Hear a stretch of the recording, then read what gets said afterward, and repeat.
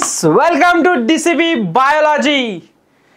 मित्रांनो, तुमच्यासाठी DCB biology online platform YouTube वरती आपण रन करतोय फक्त आणि फक्त तुमच्यासाठी. कारण तुमच्या बोर्डाचा पेपर जो आहे, बोर्ड एक्झामचा पेपर आहे, तो तुम्हाला चांगला गेला पाहिजे, तुम्हाला कोणतीच अडचण नाही आली पाहिजे, त्याची सुविधा आपल्या चॅनल वरती आपण केलेली आहे. आपण चालू केलेलं आहे तुमच्यासाठी खास सायन्स 2 चे चॅप्टर वाइज लेक्चर, फुल त्याच्यामध्ये कन्सेप्ट लाईन टू लाईन आपण त्याला सांगणार आहे. तुम्हाला त्याच्यामध्ये रत्तीभर म्हणजे एक काय म्हणता येईल त्याला, एक बोट सुद्धा तुम्हाला डाऊट राहणार नाही. त्याच्यामध्ये एक छोटासा तो बारीक दाना नसतो का आपला, काय म्हणतात त्याला, तिळासारखा सुद्धा तुम्हाला डाऊट नाही राहणार त्याच्यामध्ये. पण कधी जर तुम्ही आपले लेक्चर मन लावून करत असाल तर तुम्हाला मी वारंवार आठवण करून देतोय, तुमची बोर्डची एक्झाम जवळ आलेली आहे, बरोबर आहे का नाही.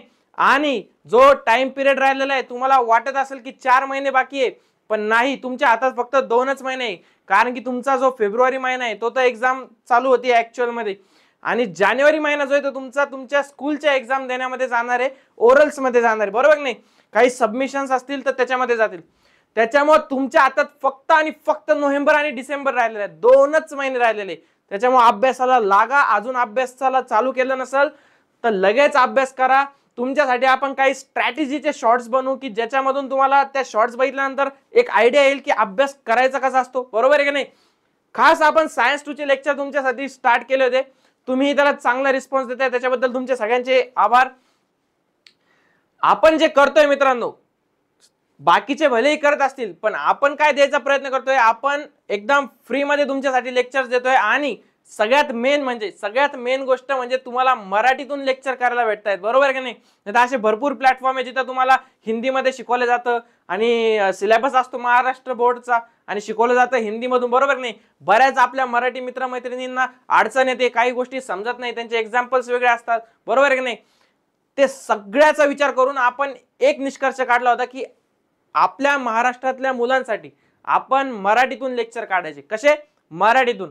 आणि सायन्स 2 चे चॅप्टर जे मुलांना एकदम बोरिंग वाटतात, एकदम काय म्हणता येईल त्याला, खूप रट्टा मार असे वाटतात, ते आपण एकदम भारी भारी ट्रिक्सनी काय करणार आहे, मुलांपर्यंत पोहोचणार आहे.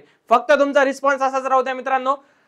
तुमच्या रिस्पॉन्सवरून आम्हाला एनर्जी भेटत जाते, बरोबर आहे की नाही. आणि आम्हाला एनर्जी भेटली म्हणजे तुम्हाला मार्क्स भेटले, बरोबर आहे. तर आपण स्टार्ट केला होता मित्रांनो life processes in living organism chapter. चला, कोणाला काय काय आठवतं सगळ्यांनी कमेंट बॉक्स मध्ये टाकायचंय.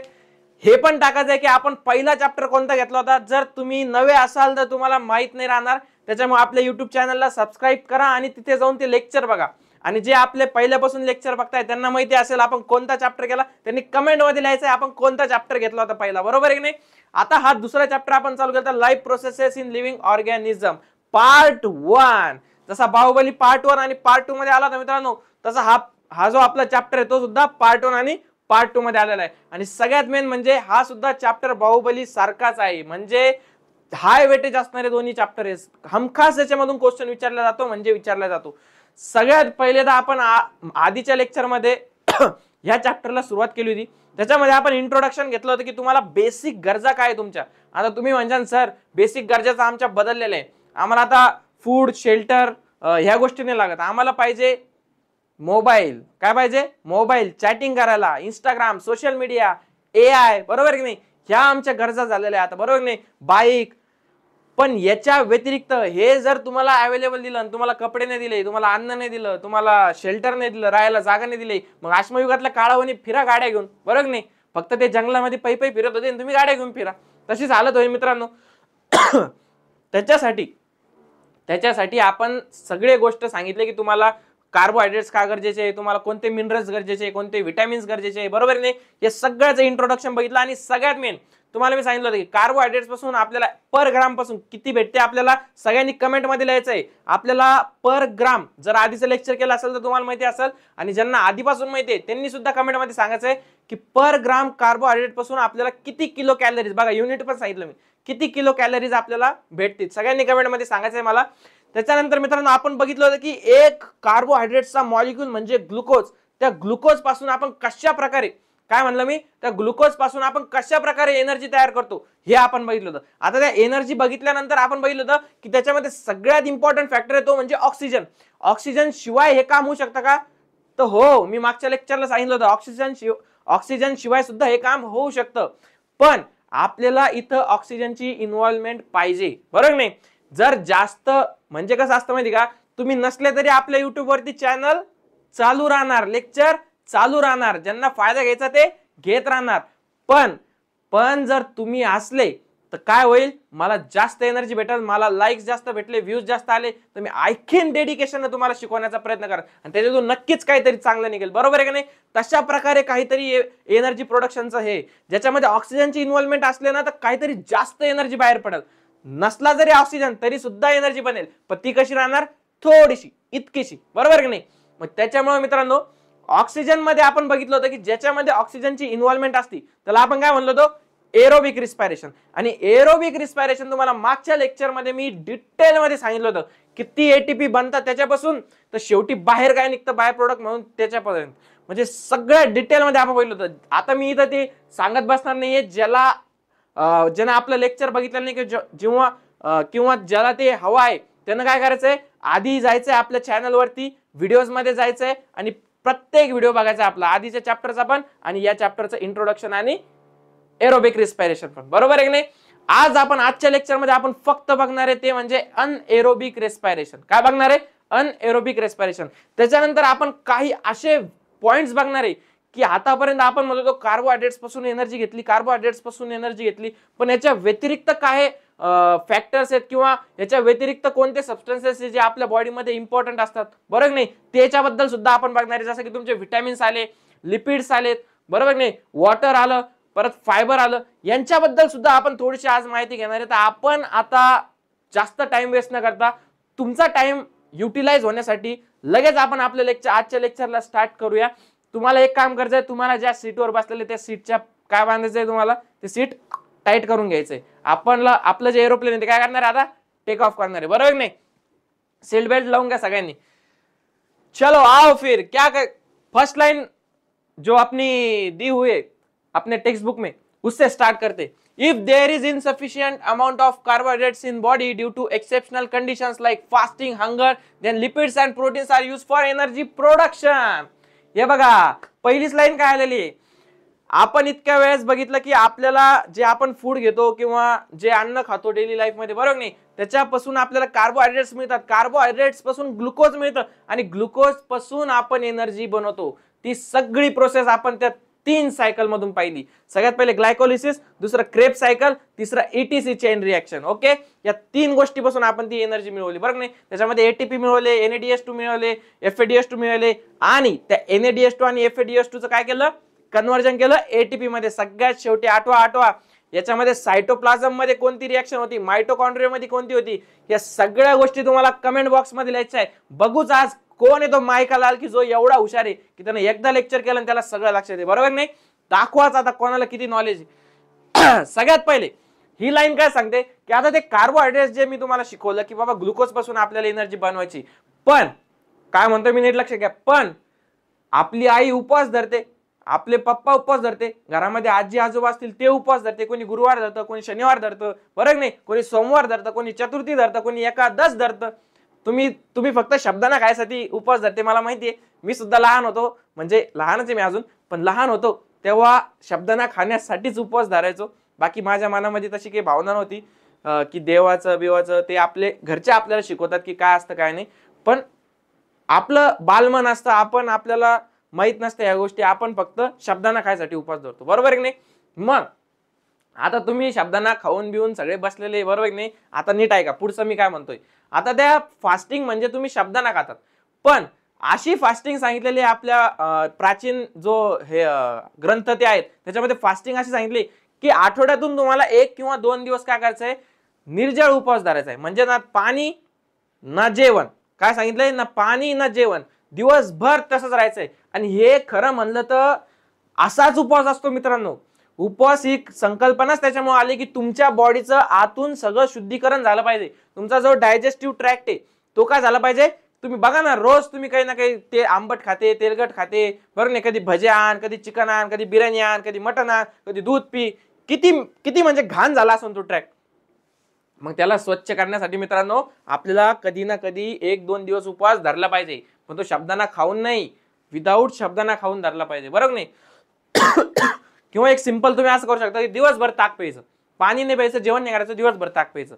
असं तुमचं वेट लॉस पण होईल मित्रांनो, आणि काय होईल तुमचं उपवास पण धरला जाईल. फक्त हे मी सांगितलं म्हणून कोणी मानायचं नाही, नाही तर उगा एखादं चक्कर बिक्कर येऊन पडायचं आणि उगा माझ्यावर नाव द्यायचं, बरोबर नाही. त्याच्यासाठी काही लिमिटेशन्स असते, कोणी करावा असा उपवास कोणी नाही. त्याच्यासाठी आधी आपल्याला आपली कॅपॅसिटी डेव्हलप करावी लागते, बरोबर नाही.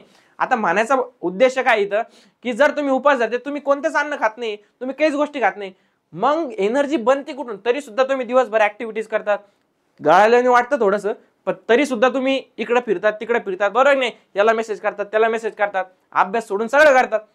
मग ही एनर्जी येते कुठून मित्रांनो? ती एनर्जी कुठून येते माहितीये का आपल्याला? ती एनर्जी येते आपले जे बाकीचे घटक आहेत ना, प्रोटीन्स, लिपिड्स, जे कार्बोहायड्रेट्स व्यतिरिक्त आहे, बरोबर नाही, त्या आपल्याला त्या घटकांमधून काय येते आपल्याला एनर्जी येते. आता तुम्ही म्हणशाल सर आतापर्यंत तुम्ही म्हणले फक्त कार्बोहायड्रेट्स पासून एनर्जी येते. तसं नाहीये मित्रा. कसं आहे माहितीये का, कार्बोहायड्रेट्स हा फक्त एक घटक आहे की ज्याच्यापासून एनर्जी बनतीये आणि ती जास्त प्रमाणात बनते. काय म्हणलं मी? जास्त प्रमाणात बनते. पण एखादा जर ऍब्सेंट असला, काय म्हणलं मी, एखादा ऍब्सेंट असला तर बॅकअप म्हणून काहीतरी पाहिजे ना. तुम्हाला जर कार्ब्सच भेटले नाही, बरोबर नाही, कार्ब्सच भेटले नाही तर मग बॅकअप काहीतरी पाहिजे शरीरामध्ये. ते बॅकअप म्हणजे कोणी? तुमचे प्रोटीन्स आणि कोण? लिपिड्स. अलग लक्षात मित्रांनो, हीच इथं लाईन सांगितलेली आहे. In case of lipids they are converted into fatty acids whereas proteins into amino acids. हे बघा, आपण बघितलं होतं ग्लुकोज ग्लायकोलिसिस प्रोसेस मध्ये ग्लुकोजला आपण कन्वर्ट कशामध्ये केलं होतं? पायरुविक ऍसिड मध्ये. तसा तो ग्लायकोलिसचा जो पाथवे आहे ना, तो भरपूर मोठा आहे, पण तो तुम्हाला कुठे शिकायचा आहे? तुम्हाला तो 11th-12th मध्ये शिकायचा आहे. म्हणजे कुठं? नीट मध्ये. काय करशाल तुम्ही तेव्हा? मेडिकल कॉलेजमध्ये ऍडमिशन घेण्यासाठी, डॉक्टर बनण्यासाठी, बरोबर नाही, तेव्हा तुम्हाला तो शिकायचा आहे. इथं काय करायचंय? इथं तुम्हाला त्या 11th-12th ला त्या लायक बनायचंय की 10वीची एक्झाम मध्ये चांगले मार्क घेऊन हे सिद्ध करायचंय घरच्यांसमोर की मी त्या लेवल पर्यंत पोहोचू शकतो, मी डॉक्टर बनवू शकतो, मी IIT करू शकतो, मी UPSC देऊ शकतो, बरोबर नाही तर तुम्ही काही जण, बरेच जण आपल्याला सांगते 10वीच्या मार्क्सवर होतं काय? 10वीचं, अरे बाबा ते मार्क्स म्हणजे कशासाठी असतात तुमचे? ते तुम्हाला सिद्ध करण्यासाठी असतात की तुमच्या घरच्यांनी तुमच्यावर पैसा इन्व्हेस्ट करावं का नाही करावं समोर चालून, बरं नाही. 11th-12th ला फीस माहिती तुम्हाला किती असते, पण आपल्या टेन्शन न घेऊ, आपल्या चॅनलवरती ते सुद्धा फ्री. तुम्ही 11th-12th ला गेले ना, ते सुद्धा लेक्चर तुम्हाला भेटतील, बरोबर की नाही. तुमची सोय आधीच करून ठेवलेली. तुम्ही फक्त आता हे नीट शिका. In case of lipids they are converted, काय सांगितलंय? लिपिड्स कोणामध्ये कन्वर्ट होत आहेत? फॅटी ऍसिड्स मध्ये. आणि वेअरएज प्रोटीन्स इनटू, प्रोटीन्स कशामध्ये? सांगा पटकन, प्रोटीन्स कशामध्ये? अरे हे बघा, हे बघा, अमिनो ऍसिड्स. ही गोष्ट आजच कळली बरं का मला नवीन. कशामध्ये? अमिनो ऍसिड्स मध्ये. Fatty acids and amino acids are converted into, काय सांगितलंय? सॉरी मित्रांनो, थोडं पाणी पितो, लेक्चर घेऊन घेऊन पार घसा कामातून गेलाय.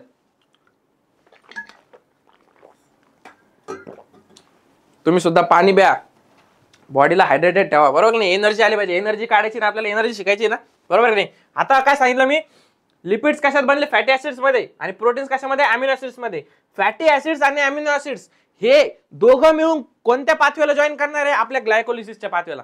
आता ग्लायकोलिसिस मध्ये ग्लुकोजचं काय बनलं होतं? 2-पायरुविक ऍसिड. चला आठवा सगळ्यांनी, ग्लुकोजचं काय बनलं होतं? 2-पायरुविक ऍसिड. 2-पायरुविक ऍसिडचं 2-ऍसिटिल कोएन्झाइम आहे, बरोबर नाही. त्याच्यानंतर कशामध्ये पार्टिसिपेट केलं होतं ना? आपल्या ETC मध्ये. अलग लक्षात. इथं कसा विषय आहे? इथं पायरुविक ऍसिड नाही बनत, इथं डायरेक्ट हे दोघं कशामध्ये उडी घेते? ऍसिटिल कोएन्झाइम मध्ये. अलग लक्षात. आणि अशा प्रकारे एनर्जी बनवते. आता हे बघा, कंप्लीट ऑक्सिडेशन ऑफ ऍसिटिल कोए. आपण तिथं कंप्लीट ऑक्सिडेशन ऑफ कशाचं? ग्लुकोजचं करत होतो. इथं काय आहे? ऍसिटिल कोएचं सुद्धा करत होतो, पण ते ऍसिटिल कोए कशापासून बनत होतं? ग्लुकोज पासून. इथं विषय असा आहे की कंप्लीट ऑक्सिडेशन ऑफ ऍसिटिल कोए by the process of Krebs cycles in mitochondria. बघा, कमेंट मध्ये आन्सर लिहिला का नाही मला माहित नाही, परंतु क्रेब्स सायकल मायटोकॉन्ड्रिया मध्ये होते. आणि दुसरं ETC चेन रिएक्शन जी ती सुद्धा तुमची मायटोकॉन्ड्रिया मध्ये. फक्त एक गोष्ट आहे ती म्हणजे ग्लायकोलिसिस जी तुमची सांगा सायटोप्लाझम मध्ये. अलग लक्षात. ओके. चला, process of energy production through aerobic respiration of carbohydrates, proteins and fats. हे बघा, हा आहे तुमचा पाथवे. आतापर्यंत मागच्या वेळेस मी तुम्हाला एक कच्चा पाथवे काढून दाखवला होता माझ्या हाताने, बरोबर मी. हा तुमच्या टेक्स्टबुक मधला पाथवे. हे बघा, कार्बोहायड्रेट्सचं आपण ग्लायकोलिसिस केलं होतं, आठवतं का? ज्याच्यामध्ये ग्लुकोजचं पायरुविक ऍसिड मध्ये कन्व्हर्जन झालं होतं.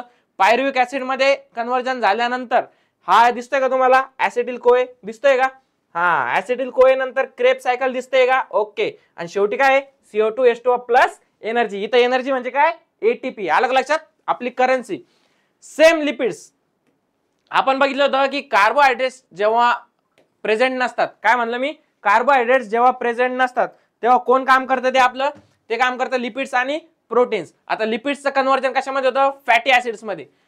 आता तुम्हाला याचं स्ट्रक्चर ते शिकण्याची काहीही गरज नाही, तुम्हाला फक्त लक्षात ठेवायचं आहे की लिपिड्स जे आहे ना, लिपिड शब्द ऐकलं की फॅट लक्षात ठेवायचं. काय, लिपिड शब्द ऐकलं की फॅट लक्षात ठेवायचं, आणि प्रोटीन शब्द ऐकलं की काय, अमिनो ऍसिड लक्षात ठेवायचं. म्हणजे कार्बोहायड्रेट शब्द ऐकल्यानंतर तुम्ही कसं ग्लुकोज शब्द लक्षात ठेवायचे, त्याचं मोनोसॅकराइड, बरोबर नाही, तसं लिपिड्सचं काय, फॅटी ऍसिड्स. म्हणजे ब्रेकडाऊन केल्यावर, लिपिडला ब्रेकडाऊन केल्यावर फॅटी ऍसिड्स आणि अल्कोहोल मध्ये त्याचं ब्रेकडाऊन होतं मित्रांनो. त्यातलं जे फॅटी ऍसिड आहे ते कुठं जातं, ऍसिटिल कोए मध्ये. आणि इकडून प्रोटीनचं कोणतं, अमिनो ऍसिड्स. प्रोटीनला जेव्हा तुम्ही ब्रेकडाऊन करतात तेव्हा त्याचं कन्व्हर्जन अमिनो ऍसिड्स मध्ये होतं. सगळ्यांनी पहिला चॅप्टर केलाय ना आपला, त्याच्यामध्ये आपण सांगितलं होतं बघा, प्रोटीन सिंथेसिस मध्ये सांगितलं तुम्हाला, आलं लक्षात. तर अमिनो ऍसिड्स नंतर ऍसिटिल कोए मध्ये एंट्री घेऊन इथून पुढे ती जी सायकल आहे आपली ती काय होती, कंटिन्यू होती. आलं लक्षात. आता कोणापासून किती एनर्जी मिळते, सगळ्यात जास्त कोणापासून मिळते, सगळ्यात कमी कोणापासून मिळते, हे तुम्हाला लक्षात ठेवायचं आणि ते आपण पुढे बघणार आहे. सध्या हा 5 लक्षात आला तुमच्या. ओके, आता आपल्याला बघायचं आपला आजचा मेन पॉईंट, तो म्हणजे अनएरोबिक रेस्पिरेशन. आपण बघितलं एरोबिक रेस्पिरेशन, ते तर तुम्हाला एकदम चांगलं समजलेलं आहे, त्याच्याबद्दल तर काही वाद नाही. आता आपल्याला बघायचंय अनएरोबिक रेस्पिरेशन, ते सुद्धा तुम्हाला तुमच्या कालच्या 5 सारखं चांगलं समजलं पाहिजे मित्रांनो, बरोबर नाही. आता सुरुवात कशी करताय, सगळ्यात पहिले शब्दापासून सुरुवात करू आपण आपल्या नावाच्या, अनएरोबिक रेस्पिरेशन. कोणत्या पण नावाच्या आधी जर तुम्ही अन लावताय, बरोबर नाही, अनएरोबिक. पहिले आपण शब्द बघितला होता एरोबिक, ज्याच्यामध्ये ऑक्सिजनची इन्व्हॉल्वमेंट होती, म्हणून त्याला आपण एरोबिक म्हणलो होतो, बरोबर नाही. आताचा शब्द आहे अनएरोबिक, ज्याच्यामध्ये ऑक्सिजनची इन्व्हॉल्वमेंट नाहीये. आलं लक्षात, ऑक्सिजनची इन्व्हॉल्वमेंट नाहीये, म्हणून त्याला काय म्हणलंय, अनएरोबिक रेस्पिरेशन. आता अशा कोणत्या गोष्टी की जिथं ऑक्सिजनच भेटत नाही, आपल्या पूर्ण पृथ्वीवर तर ऑक्सिजन भेटतो, बरोबर नाही. असे काही जो आपला समुद्र आहे, आठवतो तुम्हाला, समुद्र इतका खोल आहे आपला की जिथं ऍक्च्युअली ऑक्सिजन पोहोचणंच शक्य नाही. जिथं बाकीचे गॅस पोहोचू शकतात, बरोबर नाही, नायट्रोजन पोहोचू शकतो, पण तिथं ऑक्सिजन पोहोचू शकत नाही. मग त्या ठिकाणी प्लांट्स नाही उगवत का, त्या ठिकाणी प्राणी नाही राहत का, जीवसृष्टी नसते का, बरोबर नाही. तशा ठिकाणी आता काही बॅक्टेरिया सुद्धा असतात, ते बॅक्टेरिया सुद्धा अशा एन्व्हायरमेंट मध्ये राहतात की जिथं काय असतं, ऑक्सिजनचं डिवाइड असतं. डिवाइड म्हणजे काय, ऑक्सिजनचा दूर पर्यंत संबंध नसतो. आलं लक्षात. Some organisms cannot live in presence of oxygen. यांनी तर डायरेक्ट हेच करून टाकलं की काही प्राणी असे म्हणे की ते ऑक्सिजन शिवाय म्हणजे ऑक्सिजन जिथं आहे तिथं राहू शकत नाही, बरोबर नाही. म्हणजे त्यांच्या घराघरात भांडण झालेले असं वाटतंय मला, त्या बॅक्टेरियाचं आणि त्या ऑक्सिजनचं. म्हणजे त्यांचं, मला वाटतं ऑक्सिजनच्या मुलीला जो आपला बॅक्टेरिया आहे त्या बॅक्टेरियाचा मुलगा दिला असेल, त्यांच्यामध्ये लग्न बिग्न जमलं असेल, काहीतरी वाद झाले असतील, फॅमिली मॅटर असेल काहीतरी, आणि त्याच्यानंतर त्यांनी एकमेकांचं तोंड न बघण्याचं ठरवलं असेल. मग असे काही बॅक्टेरिया आहे ज्यांनी एकमेकांचं तोंड सुद्धा बघायचं नाही असं ठरवलेलं आहे, ते cannot live in presence of oxygen. Okay, such living organisms have to perform anaerobic respiration for energy production. मग आपण हे बघत होतो की अनएरोबिक रेस्पिरेशन मध्ये बॅक्टेरिया जे आहेत, जे ऑक्सिजनच्या प्रेझेन्स मध्ये जगू नाही शकत, त्यांच्यामध्ये हे अनएरोबिक रेस्पिरेशन होत आहे, बरोबर आहे. आपल्यामध्ये सुद्धा होतं मित्रांनो, बरं का. आपल्यामध्ये अशी कोणतीच गोष्ट नाही जी होत नाही. आपण किसी से कम है क्या, बिल्कुल नहीं. कमेंट में लिखो, आपण किसी से कम है क्या, बिल्कुल नहीं दोस्तों. Glycolysis and fermentation are 2 steps of anaerobic respiration. Oh my god, इधर तो पूरा पिक्चर ही बदल गया. क्या हो गया, इधर तो पूरा पिक्चर ही बदल गया दोस्तों. Glycolysis and fermentation. Glycolysis and fermentation. आतापर्यंत आपण बघितलं होतं की एरोबिक मध्ये आपल्याला काय दिसलं होतं की आपण ग्लायकोलिसिस केली, ग्लायकोलिसिस मध्ये नंतर ऍसिटिल कोएचं आपण ऑक्सिडेशन केलं, ज्याला आपण क्रेब्स सायकल म्हणलो. आता क्रेब्स सायकल मधून आपण एटीपी घेतले, NADH2 घेतले, FADH2 घेतले. क्रेब्स सायकल नंतर आपण घुसलो ETC, इलेक्ट्रॉन ट्रान्सफर चेन मध्ये. आता इथं असे काही नावच दिसत नाही, मग एनर्जी बनती कुठून आहे, तर मित्रांनो एनर्जी बनते फर्मेंटेशन प्रोसेस मधून. आता नीट लक्षात घ्या, एनर्जी बनती म्हणजे त्याच्या सोबत साइड प्रोडक्ट काय निघत होते आपले, CO2 H2O, बरोबर नाही, एरोबिक मध्ये. इथं जे आहे ना, इथं वेगळे निघतात, दरवेळेस काही ना काही वेगळं निघतं मित्रांनो. ते प्रत्येक प्राण्यावाईज, म्हणजे जर मायक्रो ऑर्गॅनिझम असला तर वेगळं, आपले मसल्स असले तर वेगळं, म्हणजे सेल वाईज डिफरंट प्रोडक्ट बनतं. आता सगळ्यात मेन ग्लायकोलिसिस तुम्हाला माहिती आहे काय असतं, फर्मेंटेशन काय, फर्मेंटेशन काय हे तुम्हाला समजणं महत्त्वाचं आहे. ग्लायकोलिसिसला तर मी चांगल्या प्रकारे तुम्हाला सांगितले पहिल्या लेक्चरमध्ये. फर्मेंटेशन काय असतं मित्रांनो माहिती आहे का, असं समजा की तुमची आई जे तुमची आई जे घरामध्ये दही बनवते ना, की असं कोणाकडून तरी थोडंसं विरजण आणते, बरोबर नाही? विरजण आणल्यानंतर त्याच्यामध्ये थोडंसं दूध टाकते, थोडंसं नाही ऍक्च्युली पातीलभर दूध असतं, त्याचं जर दही बनायचं असेल तर थोडंसं विरजण टाकते त्याच्यामध्ये, बरोबर नाही? दूध नाही थोडंसं टाकत, विरजण थोडंसं टाकते. आणि सकाळपर्यंत पाहिलं तर काय, सकाळपर्यंत पाहिलं तर असे मस्त तुम्हाला दही वडे खाण्यासाठी काय दही झालेलं असतं, त्याचं काय झालेलं असतं दही, किंवा तुम्हाला शब्दाना वडे खाण्यासाठी. आता ते दही बनतं कोणत्या प्रोसेसनी? फर्मेंटेशन प्रोसेसनी. आता सगळ्यात भारी एक्झाम्पल देतो. आपला जो मित्र परिवार आहे, बरोबर नाही, जो आपलं लेक्चर बघतोय आता सध्या, जे माझे छोटे भाऊ आहे, त्यांच्यासाठी एकदम सिंपल एक्झाम्पल, जे तुम्हाला समजलंच पाहिजे असं एक्झाम्पल देतो. दारू माहिती का मित्रांनो? दारू तुम्हाला सांगतो मित्रांनो, दारू जी असते ना ती लय वाईट असते, बरोबर नाही? जो शराबी होते वो बहुत बदनाम होते. पण विषय असा आहे ती दारू बनती कशी, विषय असा आहे की ती दारू बनती कशी. मित्रांनो, ती जी दारू आहे ना, ती दारू बनण्यासाठी काय म्हणलंय मी, ती दारू बनण्यासाठी कोणती प्रोसेस केली जाते? फर्मेंटेशन. तुम्हाला माहिती का दारू ही कोणत्या कोणत्या याच्यातून बनती? दारू ही तुमच्या गहू पासून बनती, दारू ही तुमच्या धान्यांपासून बनती, काही काही ग्रेन्स असतात, दारू ही तुमच्या फळांपासून बनती. आता हे जर तुम्ही डेली खाता, मग घरचे दारू पिऊ नको का म्हणता तुम्हाला?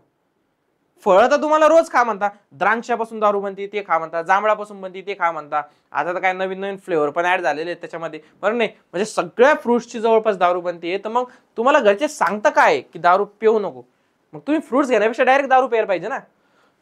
नाही मित्रांनो, ती जी प्रोसेस असते ना बनवायची, त्या प्रोसेसला आपण म्हणतो फर्मेंटेशन. म्हणजे फर्मेंटेशन ही अशी प्रोसेस असते की ज्याच्यामध्ये एखाद्या वस्तूवरती प्रक्रिया करून, आता कसं असतं कोणत्या पण गोष्टीवर जर आपण काही प्रक्रिया केली ना, त्याच्यातून रिझल्ट हा वेगळाच निघत असतो. आलं लक्षात? त्याच्यामधून रिझल्ट वेगळाच निघत असतो. आता तुम्ही माझ्याकडे लेक्चर बघायला आलेले स्टार्टिंगला, बरोबर नाही? आता तुम्ही सगळे माझ्यासाठी नवे, बरोबर नाही?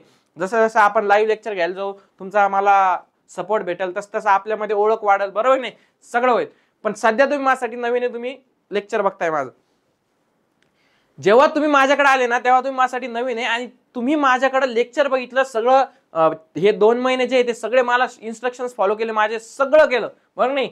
त्याच्यानंतर एक्झाम दिल्यावर जो रिझल्ट लागेल ना, तो म्हणजे काय, मी तुमच्यावर काय केलंय, फर्मेंटेशन प्रोसेस केली. म्हणजे तुम्ही आले माझ्याकडे, तुमचं वेगळं रूप होतं तेव्हा, आणि जेव्हा माझ्यापासून गेले तेव्हा तुमचं एक वेगळं रूप आहे मित्रांनो. आलं लक्षात? म्हणजे तेव्हा तुम्ही सर 95+ मार्क आले, सर सायन्स मध्ये 90+ मार्क आले, तुम्ही असे म्हणले पाहिजे, कमेंट बॉक्स मध्ये नुसता धूर गेला पाहिजे तुम्ही, बरोबर नाही? आपल्या स्टुडंट्सनी. त्याच्यामुळे मित्रांनो, त्याच्यामुळे मी काय सांगतो, आपले लेक्चर बघा तुम्ही. आपले लेक्चर बघितले ना राव, कोणताच मुलगा फेल होऊ नाही शकत. आलं लक्षात? आणि तुम्हाला काही लागलं जरी ना, तरी बिंदास कमेंट मध्ये सांगायचं की सर असं असं प्रोव्हाइड करा, सर हे द्या. कारण आम्ही कसं आहे, आता 11th 12th भरपूर गोष्टी बघणं चालू असतं आमच्या, त्याच्यामुळे थोडंसं कधी कधी दुर्लक्ष होतं. पण तुम्ही आठवण करून द्यायची की सर हे करायचं, सर ते करायचं. ओके, तर चला. सगळ्यात मेन आलं लक्षात, फर्मेंटेशन काय असतं? तशा प्रकारची प्रोसेस आहे ना त्या सेल्स मध्ये होते फर्मेंटेशनची. म्हणजे वस्तू येते एक आणि त्याच्यातलं जे बाय प्रोडक्ट म्हणजे निघताना दुसरी बनून जाते. आलं लक्षात? जसं की दहीचं एक्झाम्पल, जसं की तुमचं लोणच्याचं एक्झाम्पल. लोणच्यामध्ये पण सुद्धा काय करते, थोडक्यात लक्षात ठेवून तुम्ही, आंबवणे, कोणत्या पण गोष्टीला सडवणे किंवा आंबवणे. दारूला काय करतो आपण, द्राक्षाला सडवतो. आलं लक्षात? म्हणजे कोणत्याही गोष्टीला सडवणे किंवा आंबवणे म्हणजे काय, फर्मेंटेशन. चला, glucose is incompletely oxidise and less amount of energy is obtain in this type of respiration. Glucose जो आहे तो इनकम्प्लिटली, इथं डिफरन्स लक्षात ठेवायचा आहे तुम्हाला. काय लक्षात ठेवायचं आहे? चला, लेक्चरच्या एवढ्या वेळानंतर आपण चक्क पेनाचा यूज करतोय. कशाचा यूज करतोय? पेनाचा. सगळं तुम्हाला प्रोव्हाइड आहे मित्रांनो. तुम्हाला पेनाची काय, तुम्हाला कशाचीच गरज नाही, फक्त माझी गरज आहे बरं का, कारण मला पण तुमची गरज आहे. हे बघा, ग्लुकोज दिसतंय तुम्हाला. ग्लुकोज आपण बघितलं होतं एरोबिक मध्ये, शब्द काय होता, ग्लुकोज इज कम्प्लिटली ऑक्सिडाइज. काय होता शब्द तिथं, कम्प्लिटली. इथं अनएरोबिक मध्ये काय आहे, ग्लुकोज इज इनकम्प्लिटली ऑक्सिडाइज. असे छोटे छोटे पॉइंट्स लक्षात ठेवायचं शिका मित्रांनो. 11th 12th ला काम आहे तुम्हाला, बघ नाही? काय सांगितलंय, incompletely oxidise and less amount of energy is obtain. हा शब्द लक्षात ठेवायचा, लेस अमाउंट. तिथं काय होता, more amount of energy is obtain in this type of respiration. तिथं पण मी तुम्हाला समजून सांगितलं होतं रेस्पिरेशनचा आणि एनर्जीचा कसा संबंध आहे. इथं सुद्धा तोच संबंध आहे. आलं लक्षात? Pyruvic acid produce through glycolysis is converted into. तिथं पायरुविक ऍसिड कशामध्ये कन्वर्ट झालं होतं, तिथं पायरुविक ऍसिड कन्वर्ट झालं होतं तुमच्या ऍसिटिल कोएन्झाइम मध्ये, बरोबर आहे? इथं काय, अदर ऑर्गॅनिक ऍसिड्स. त्यांनी काय सांगितलं, पायरुविक ऍसिडचं दुसऱ्या अदर ऑर्गॅनिक ऍसिड्स मध्ये. आता ऑर्गॅनिक म्हणजे काय, ज्याच्यामध्ये कार्बन, हायड्रोजन आणि ऑक्सिजन, अलग लक्षात, यांची इन्व्हॉल्वमेंट आहे. ऑक्सिजन, नायट्रोजन, बरोबर की नाही. पण मेनली कार्बन, हायड्रोजन आणि ऑक्सिजन ज्याच्यामध्ये आहेत ना, त्याला काय म्हणायचो आपण, ऑर्गॅनिक कंपाऊंड्स, म्हणजे जे कार्बन पासून बनलेले. आणि इनऑर्गॅनिक कोणते मग, ज्याच्यामध्ये कार्बन नाही, अलग लक्षात. और alcohol with the help of some enzymes in this process, this is called fermentation. चला, फर्मेंटेशनची डेफिनेशन तुम्हाला इथं सांगितलेली आहे, प्रत्येकाने लिहून घ्यायची किंवा मग माझ्या मागं बोलून लगेच पाठ करायची, काहीच काम ठेवायचं नाही. लेक्चर झाल्यानंतर हे करू ते करू. बघा, वाचा. पायरुविक ऍसिड सगळ्यात पहिले सिंपल आहे. डेफिनेशन तुम्हाला ते ट्रिक सांगितली होती. डेफिनेशन पाठ करायची असेल तर त्याला कधी पण पार्ट्स मध्ये डिवाइड करा, बरोबर नाही, असं 2-3 पार्ट्स मध्ये डिवाइड करा. सगळ्यात पहिला पार्ट तुमचा काय, pyruvic acid produce through glycolysis is converted into other organic acids. Other organic acids म्हणजे एवढंच आहे फक्त की पायरुविक ऍसिडला कशामध्ये कन्वर्ट करतोय, अदर ऑर्गॅनिक ऍसिड्स मध्ये. और alcohol with the help of some enzymes, फक्त काय टाकायचंय, with the help of some enzyme, this is called fermentation. काय अवघड डेफिनेशन, तुम्हाला म्हणलं ना, तुम्ही फक्त समजून घ्या. डेफिनेशन या अवघड नसतात, तुम्ही स्वतः सुद्धा क्रिएट करू शकता जर गोष्ट समजली तर. फक्त लिहायचंय पायरुविक ऍसिड कशामध्ये कन्वर्ट होत आहेत, अदर ऑर्गॅनिक ऍसिड्स और अल्कोहोल मध्ये विथ सम एन्झाइम्स, लक्षात, with help of some enzymes, this process is called fermentation. फक्त हे लक्षात ठेवा, इनकम्प्लिटली ग्लुकोज इनकम्प्लिटली ऑक्सिडाइज होतो आणि लेस अमाउंट ऑफ एनर्जी मिळते आपल्याला एनोरोबिक पासून. आता बघा, some higher plants, animals and aerobic microorganisms also perform anaerobic respiration. काय सांगितलंय, जे आपले मोठे मोठे तुर्रम खांजे होऊन गेलेले प्लांट्स, एनिमल्स, बरोबर नाही, ते सुद्धा एका छोट्याशा मायक्रो ऑर्गॅनिझम सारखं अनएरोबिक रेस्पिरेशन परफॉर्म करत असतात. आता कसं, anaerobic respiration instead of aerobic respiration if there is a depletion in oxygen level in the surrounding. काय सांगितलंय बघा, ऐका जरा. जे हवेत उडत होते ना, जे माजले होते, बरोबर नाही, ज्यांना वाटत होतं की सर बोर्ड मध्ये 95+ मार्क घेणं ना, मेरे बाय हात के चुटकी का खेळ, क्या बाय हात के चुटकी का, इकडे लक्षात घे. तसं काही नसतं, जेव्हा बंबू भेटतो ना तेव्हा सगळं कळतं. हे बघ, भले भले तुर्रम खान, हायर प्लांट्स असू दे नाही तर ऍनिमल्स असू दे, तुझ्या माझ्यासारखे, बरोबर नाही, जेव्हा डिप्लिशन इन ऑक्सिजन लेवल होती सराउंडिंग मध्ये, डिप्लिशन इन ऑक्सिजन लेवल म्हणजे काय, डिप्लिशनचा अर्थ काय, म्हणजे घसरणे. जेव्हा ऑक्सिजनची लेवल जी तुमच्या बाहेर चालू आहे सध्या, ती जेव्हा अशी कमी होते, पोल्युशन वाढतं. दिवाळीला कसं कमी झालं होतं, पोल्युशन वाढलं होतं आणि ऑक्सिजन लेवल कमी झाली होती. तसं जेव्हा ऑक्सिजन लेवल कमी होती तेव्हा आपली बॉडी काय करायला लागती, अनएरोबिक. कुठे गेलं, हा हे बघा, अनएरोबिक रेस्पिरेशन करायला लागते. तेव्हा अलग लक्षात, आपली बॉडी कधी कधी करते, जेव्हा फक्त कुठेतरी ऑक्सिजन मिळणं कमी होतं. त्याच्यामुळे श्वास घेत राहा, श्वास नाही घेतला तर ऑक्सिजन डिलिव्हर होणार नाही. डिलिव्हरी नाही म्हणलं मी, डिलिव्हर होणार नाही. डिलिव्हर कुठं करायचं आहे, टिश्यूज मध्ये करायचं आहे. त्याच्यामुळे श्वास घेत राहा मित्रांनो. सांस में तेरी सांस मिली तो मुझे सांस आई, मुझे सांस आई, मुझे सांस आई. चला, या गाण्यापासून आपण काय शिकलो, तर श्वास घ्यायला पाहिजे, एकमेकांच्या याच्यामध्ये नाही टाकायला पाहिजे श्वास, बरोबर नाही, आपणच आपला घ्यायला पाहिजे. हे बघा, ग्लुकोज दिसतंय का, आता 5 वेळेस सांगितलंच पाहिजे ना तुम्हाला, एवढं सांगितलं तर. हे बघा, ग्लुकोज, ग्लुकोजचा कशामध्ये कन्व्हर्जन, ग्लायकोलायसिस मध्ये. नंतर पुढे तीच कहाणी, पायरुविक ऍसिड फर्मेंट, और इथं बदलले, इथं बदलले, इथं बदलले, नीट घ्या, लक्षात घ्या. ग्लुकोज, हे बघा, ग्लायकोलिसिस केलं आपण.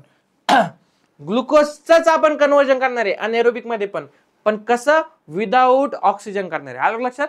हे बघा, इथपर्यंत सगळं सेम, इथपर्यंत सगळं सेम. बापरे, कुठपर्यंत, पायरुविक ऍसिड पर्यंत. याच्यानंतर आपल्या एरोबिक मध्ये काय होतं, ऍसिडिल कोय. इथं काय, फर्मेंटेशन. काय, फर्मेंटेशन. काय, फर्मेंटेशन. आलं लक्षात, आलं का मित्रांनो लक्षात. हे बघा, पायरुविक ऍसिड पर्यंत सगळं सेम आहे. बदल कुठे झालाय, त्याच्यानंतर बदल झालाय. काय झालंय, फर्मेंटेशन झालंय. आता बर का, आता लक्षात ठेवा, ईस्ट मध्ये काय तयार झालं, अल्कोहोल. काय तयार झालं, अल्कोहोल. व्हेरियस मायक्रोब्स, मायक्रोब्स कशासाठी फर्मेंटेशन करतात, different product, example vinegar, vitamins etcetera. बरं का, जे मायक्रोब्स असतात ते व्हिनेगर माहिती ना तुम्हाला, तुम्ही जे नूडल्स बिडल्स खाता ना त्याच्यामध्ये वापरतात बघा ते व्हिनेगर, थोडंसं आंबूस लागतं ते त्याच्या प्रकारचं. तर ते जे मायक्रोब्स असतात ते त्यांच्या फर्मेंटेशन प्रोसेसनं ते बनवतात, बरोबर नाही? आपलं तर ठीक आहे, आपण वेगळं वापरतो, पण जे फर्मेंटेशन मायक्रोब्स आहे ते सुद्धा त्याचं फर्मेंटेशन करून त्यांचं प्रोडक्ट बनवतात. आपण काय बनवतो आता हे बघा, आपण काय बनवतो फर्मेंटेशन करून? Lactic acid. आपण म्हणजे कोण? Erythrocytes, muscle cells. इरिथ्रोसाइट्स आणि मसल सेल्स. इरिथ्रोसाइट्स आठवा काय काय पटकन.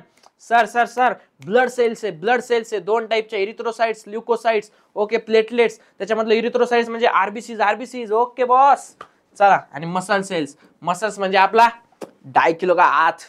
2.5 किलो का हात जो आहे ना बॉडीगार्ड मधला, हे डोले शोले, बरोबर नाही? हे डोले शोले म्हणजे काय? तुमचे मसल सेल्स. आणि मसल सेल्स जे ग्लुकोजचं कन्व्हर्जन करतात, म्हणजे जेव्हा आपल्या बॉडीमध्ये ऑक्सिजन नसतो आणि त्या मसल्सला काहीतरी काम करायचं असतं, त्यांना कुठून तरी एनर्जी घ्यायची असते, तेव्हा ते काय करतात? विदाऊट ऑक्सिजन काय करतात? ग्लुकोजचं कन्व्हर्जन पायरुव्हिक ऍसिड मध्ये, पायरुव्हिक ऍसिडचं फर्मेंटेशन करतात. फर्मेंटेशन प्रोसेस मध्ये जातं ते, आणि त्याच्यापासून आपल्याला एनर्जी भेटते, बरं का? पण त्याच्यासोबत काय भेटतं? Lactic acid. आणि ते लॅक्टिक ऍसिड जास्त झाल्यामुळं आपल्याला काय होतं?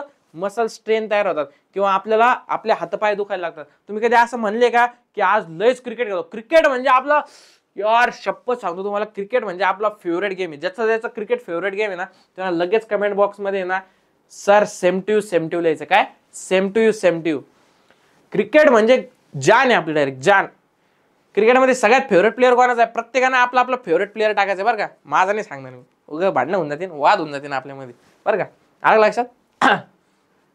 हे बघा, ग्लुकोज, ग्लायकोलिसिस, पायरुव्हिक तिन्ही मध्ये, बरं का? ईस्ट मध्ये पण, मायक्रोब्स मध्ये पण, आणि आपल्यामध्ये पण. फक्त ईस्टनं काय बनवलं? अल्कोहोल. फर्मेंटेशन करून काय बनवलं? अल्कोहोल. मायक्रोब्सनी काय बनवलं? व्हिनेगर आणि व्हिटॅमिन्स. आणि इरिथ्रोसाइट्स आणि मसल सेल जे आपल्या, त्यांनी काय बनवलं? Lactic acid. म्हणजे एनर्जी सोबत काय काय बनवलं? Lactic acid. आणि होतं काय? ते क्रिकेट खेळून येतात तुम्ही एकदम असं जीवापाड खेळतात, बरोबर नाही? सिक्स, चौके, फिल्डिंग सगळं करतात. आणि झालं काय? ते खेळल्यानंतर आहे ना घरी येतात. घरी आलो डायरेक्ट असे उताने पडता, आई लय हात पाय दुखायले, लय असं व्हायलं. किंवा तुम्ही जिमचा जो पहिला दिवस आठवतो तुम्हाला, तुम्ही अजून जिमला गेले नसेल, जिमचा पहिल्या दिवशी गेला ना, असे हातपाय कणरून येते डायरेक्ट, म्हणजे उठतच नाही माणूस. असं असं पण करता येत नाही माणसाला, माहिती का? काय होतं माहिती का?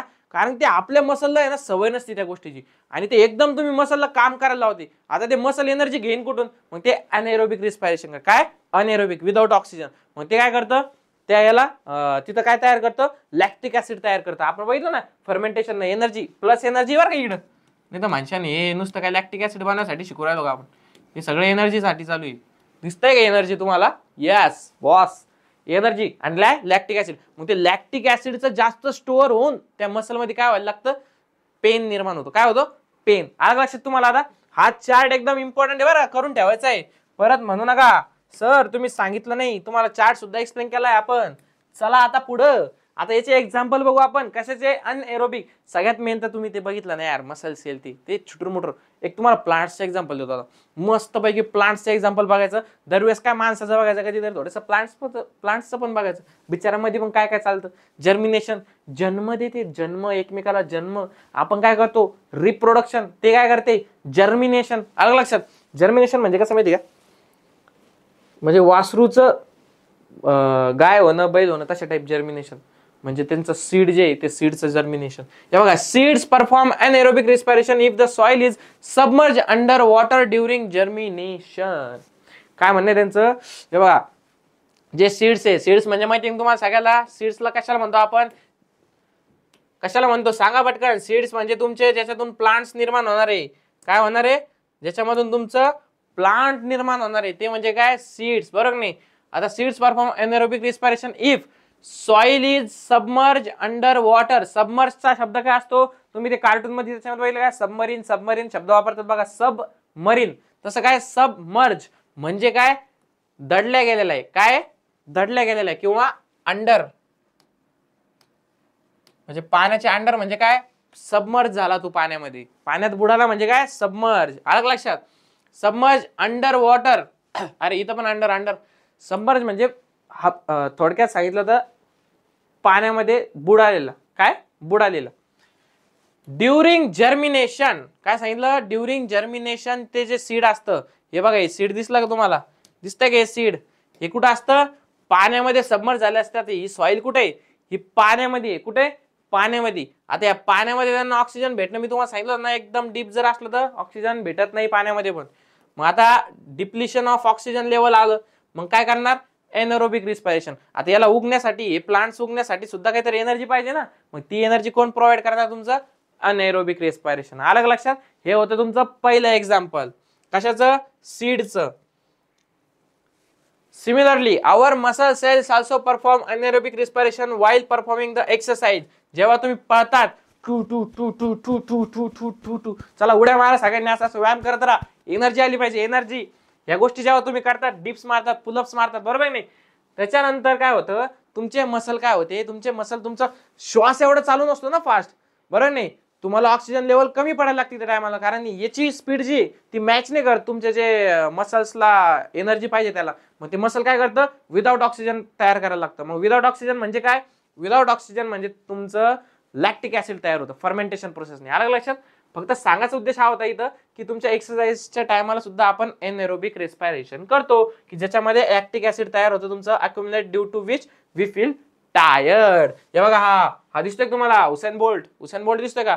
हुसेन नाही रे, हुसेन बोल्ट मानस, जाऊ द्या, आपल्याला जे मानस ते मानस. हुसेन बोल्ट, हा हुसेन बोल्ट काय करतोय, हा हुसेन बोल्ट पळतोय, रनिंग करतोय, बरं नाही, रनिंग करतो तर काय होतं, याची जी एनर्जी आहे, ग्लुकोजचं कन्व्हर्जन कशामध्ये होतं, पायरुक ऍसिड. पायरुक ऍसिड नंतर फर्मेंटेशन, आणि फर्मेंटेशन पासून त्याला एनर्जी भेटते आणि लॅक्टिक ऍसिड सिक्रेट होतं, आणि ते लॅक्टिक ऍसिड अक्युमुलेट होऊन काय होतं, आपल्याला टायर्ड फील होतं. टायर्ड म्हणजे काय, आपल्याला थकल्यासारखं वाटतं. काय होतं, थकल्यासारखं वाटतं.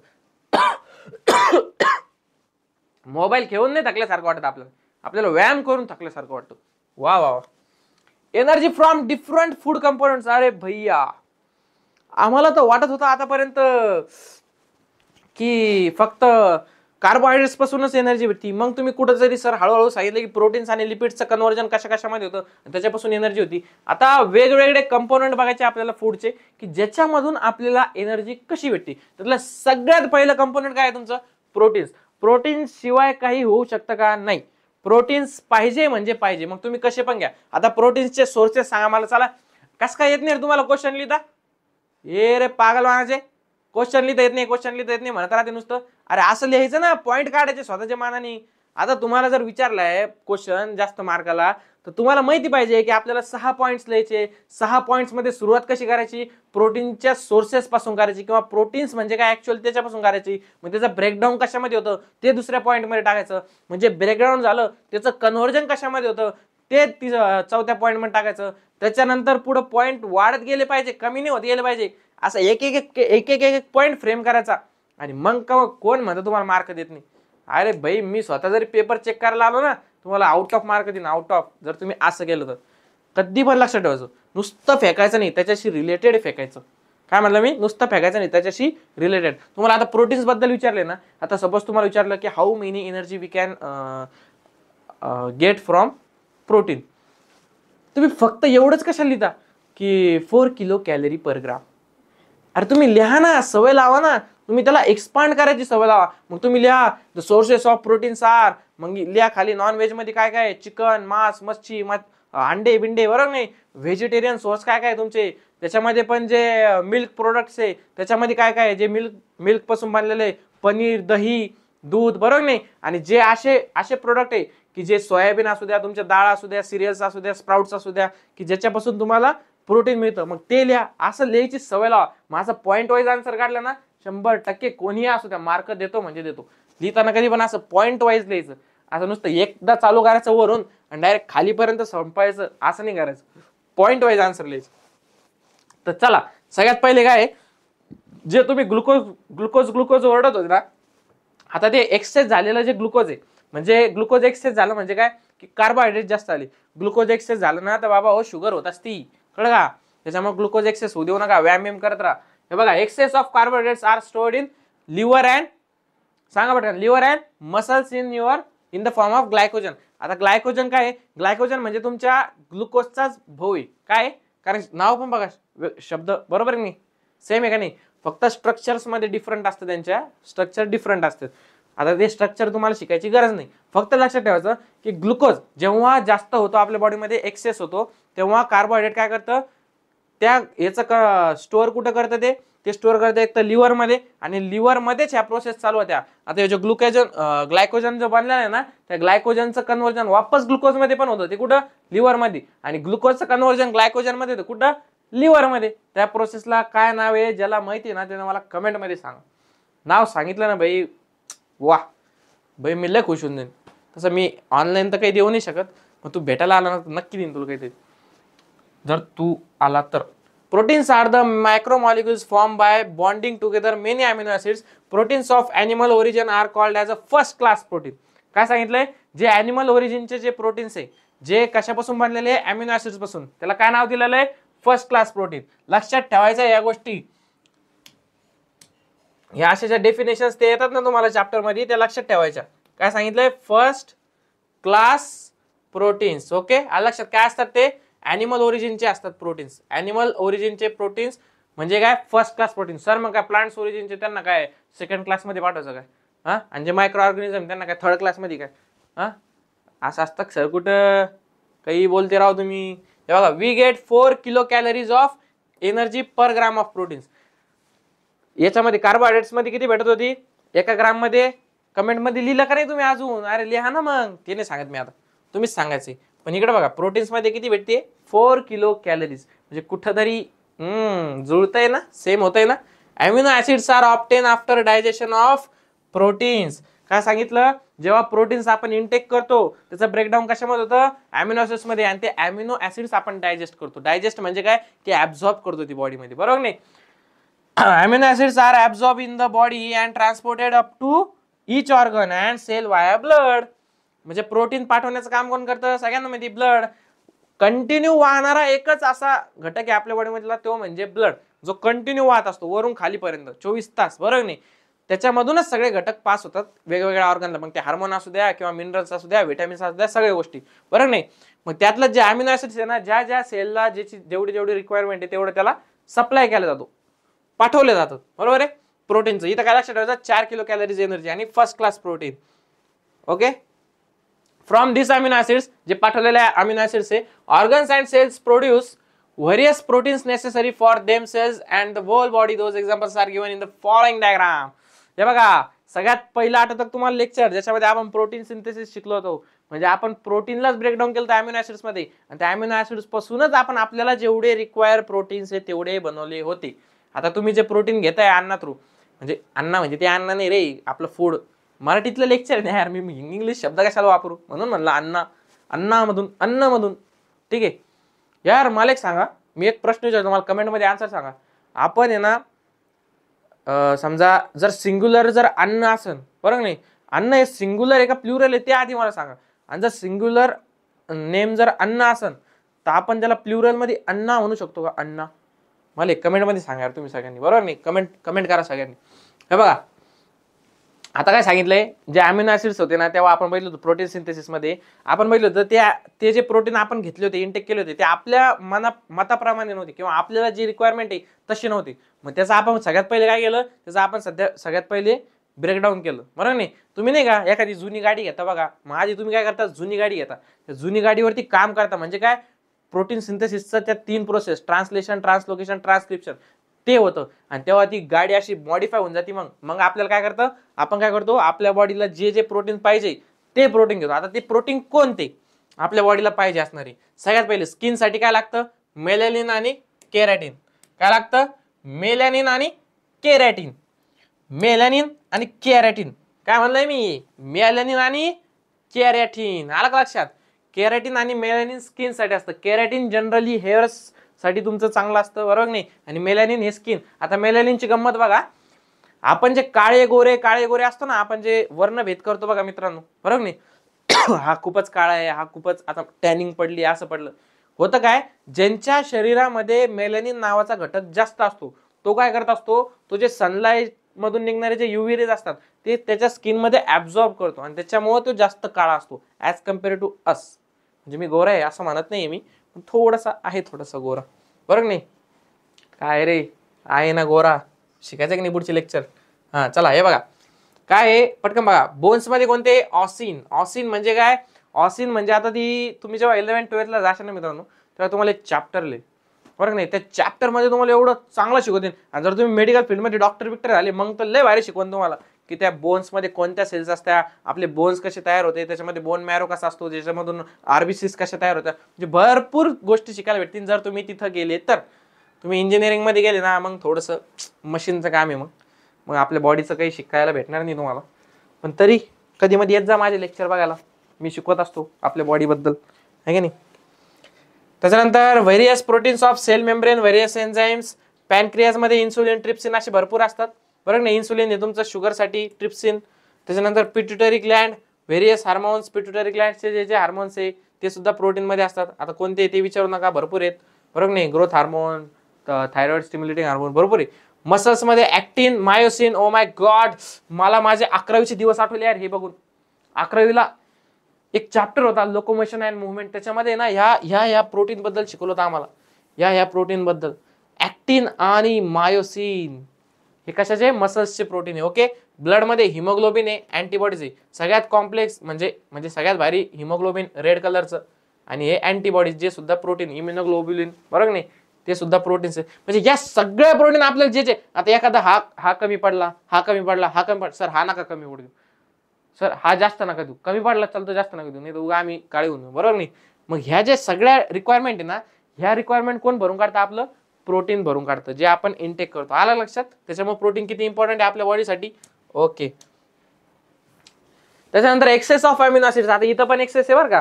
कार्बोहायड्रेटचं बघितलं आपण कुठं स्टोअर होतं, लिव्हर आणि, सांगा पटकन, लिव्हर आणि कुठं स्टोअर होत होतं, यस लिव्हर आणि मसल्स मध्ये. आता प्रोटीन कुठं, excess of amino acids obtain from proteins are not store. अरे रे रे रे रे, तुम्हाला विचारू शकते मग, कार्बोहायड्रेट स्टोअर होतं का प्रोटीन स्टोअर होतं, तर कार्बोहायड्रेट स्टोअर होतं आणि प्रोटीन्स आर नॉट स्टोअर्ड, ते तुमच्या बॉडीमध्ये स्टोअर होत नाही. सर मग जे एक्सेस झालेलं प्रोटीन्स आपण इंटेक केलेले ते कुठं टाकायचं. अरे तुम्हाला आहे ना, तुम्हाला एक गोष्ट सांगतो, तुम्ही युरिनेशन करता का नाही, 1 नंबरला जाता का नाही, सुसूला जाता का नाही. सुसूला जाता म्हणजे काय माहिती का, सुसूला जाता म्हणजे तुम्ही तुमच्या बॉडी मधलं वेस्ट प्रोडक्ट जे की तुम्ही आता समजा आपण जे ते युरिओटेलिक आहे, तुम्हाला समजणार नाही, पण हा युरिया नायट्रोजन कंपाऊंड आहे, बरोबर नाही. युरिया कशापासून बनलेला आहे, अमिनो ऍसिड्स पासून. आता अमिनो ऍसिड जे आहे ना, ते तुम्ही इनडायरेक्टली बाहेर फेकता युरिनेशन मधून. बघा तुमची किडनी ते फिल्टर करते, पाण्याला बाजूला काढती आणि तुमच्या अमिनो ऍसिड्सला बाहेर काढते, युरियाला बाजूला काढते. मग ते काय होतं, युरिनेशन मधून बाहेर पडतं. मग तसंच they are broken down and ammonia form is eliminated out of the body. कशाच्या थ्रू, सुसूच्या through. If necessary, excess of proteins are converted into other useful substances like glucose through the process of gluconeogenesis. अरे वा, आपल्या बॉडीने ऐकणे एक सुविधा करून ठेवली आहे. आपली बॉडी म्हणजे लयच भारी राव, काही म्हणतो.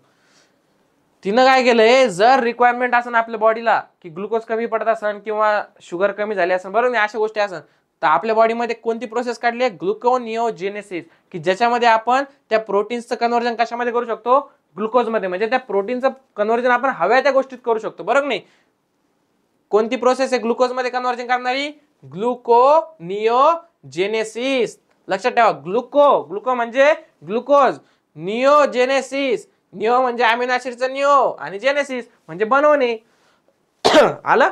Plants produce the necessary amino acids from minerals डिनो and thereby produce different proteins.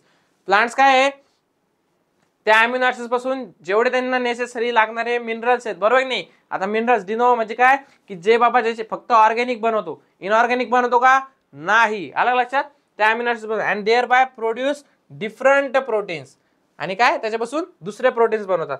Enzyme Rubisco, नाव लक्षात ठेवायचं फक्त, रुबिस्को. काय सांगितलंय, रुबिस्को. सुन रूबिया तुझसे प्यार हो गया क्या करे, सुनने को ये तड़पता है दिल, चल जल्दी से शादी करे, मैं तेरी टांगे वाली तू मेरा टांगे वाला.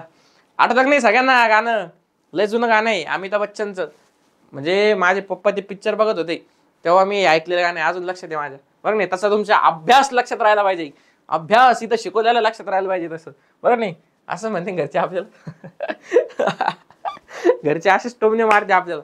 ज्या आपल्याला घरचे म्हणजे तुला पिक्चर लक्षात राहतो, तुला गाणे लक्षात राहते, पण तुला आहे ना हे शिकवलेलं लक्षात राहत नाही, बरोबर नाही? मग त्याच्यासाठी काय करायचं तुम्हाला, त्यासाठी आपले लेक्चर बघायचे. मग आपण सांगू तुम्हाला, आता हे गाणं आठवलं तुम्हाला, जेव्हा जेव्हा ऐकशन तुम्ही हे गाणं, तेव्हा तुम्हाला काय आठवलं पाहिजे? रुबिस्को. काय आठवलं पाहिजे? रुबिस्को. रुबिस्को काय आहे? फोटोसिंथेसिस मध्ये लागणारा सगळ्यात इम्पॉर्टंट एन्झाईम म्हणजे काय नाही, कोण आहे? रुबिस्को. तुमची ती स्टार्टिंगची जी रिॲक्शन बघितली ना तुम्ही फोटोसिंथेसिस मध्ये, त्याच्यामध्ये सगळ्यात मेन फॅक्टर म्हणजे तो आहे तुमचा रुबिस्को एन्झाईम.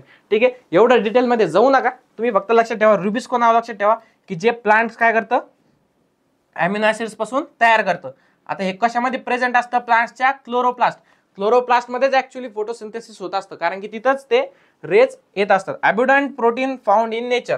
मग हे रुबिस्को जे तो सगळ्यात जास्त, ही एक गोष्ट लक्षात ठेवायची तुमच्या जनरल नॉलेजसाठी लक्षात ठेवा आणि एक्झामसाठी पण लक्षात ठेवा, की या भूतलावरती, काय म्हणलं मी, या भूतलावरती सगळ्यात अबुडंट म्हणजे काय, की सगळ्यात जास्त काय म्हणतात त्याला, आढळणारा कोणता एन्झाईम आहे, प्रोटीन एन्झाईम, तो म्हणजे रुबिस्को.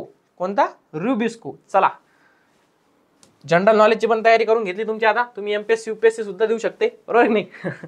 पण सध्या बोर्ड एक्झामच द्या. आता लिपिड्स, आतापर्यंत काय बघितलं आपण? प्रोटीन्स. आता प्रोटीन्स नंतर कोण आहे आपला दुसरा? लिपिड्स. आता लिपिड्स शब्द मी तुम्हाला सांगितलं, लिपिड शब्द आला काय लक्षात ठेवायचं तुम्हाला?